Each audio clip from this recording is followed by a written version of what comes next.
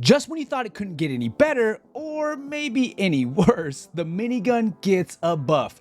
Let's unpack Update 6.4.0 right here, right now. Update 6.4.0 says the Protocol Overdrive.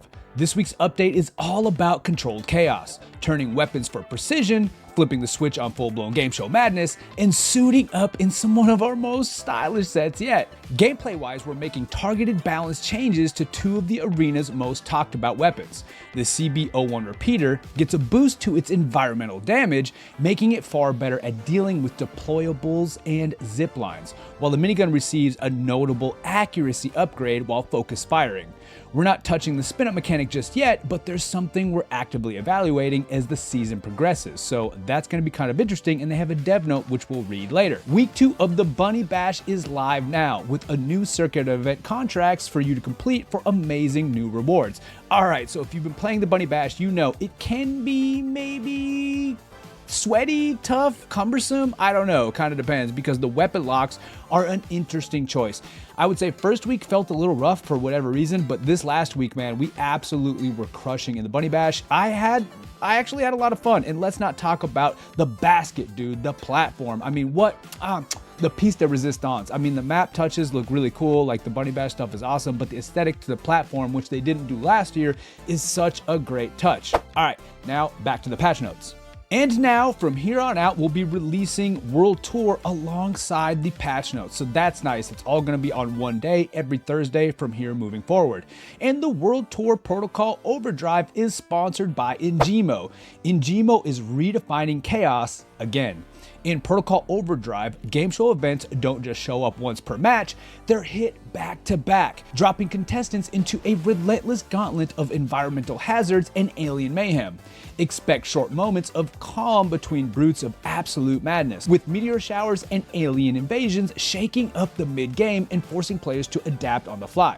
There's barely time to breathe before the next disaster hits. Arenas in rotation this week are going to be Sis Horizon, Bernal, Kyoto, and Las Vegas Stadium. And now what we've all been waiting for, the balance changes. All right, so the CB01 repeater, man, I tell you what, when I played this in the pre-test, I thought this thing was going to be way more of a menace than it actually came to be. And while the weapon is pretty good, pretty darn good, it's not that oppressive that, it's not as oppressive as I thought it was going to be. But as they say here, the CB01 repeater increased environmental damage from 8 to 18. The dev note says, with previous environmental damage values on the repeater had a tough time destroying zip lines. This change should help address that. So nothing that's really going to affect player damage or PvP damage, mostly just, I guess, busting zip lines, which evidently was kind of a big issue. And now for the M134 minigun. Decreased bullet dispersion when standing still and focus firing, the secondary fire, by approximately 10%, making the weapon more accurate. Decreased bullet dispersion when moving and focus firing by approximately 10%, making the weapon more accurate. So 2 buffs there. The dev note says, we really like that the spin time up of the minigun encourages players to adopt different plays of style to other weapons when using it, such as making use of various shields to protect while spinning up, or using proximity sensors to provide an early warning that gives time to spin up. Because of this, despite some feedback that the minigun is a little underpowered, we're reluctant to address that by reducing the spin-up time and making the gun more responsive, as this risks it simply turning it into another LMG. Instead, we're making an adjustment to the weapon's accuracy that makes it slightly more effective at range. Performance-wise, our data is showing that the minigun is performing somewhere in the middle of the pack, so we're reasonably happy with how that's behaving.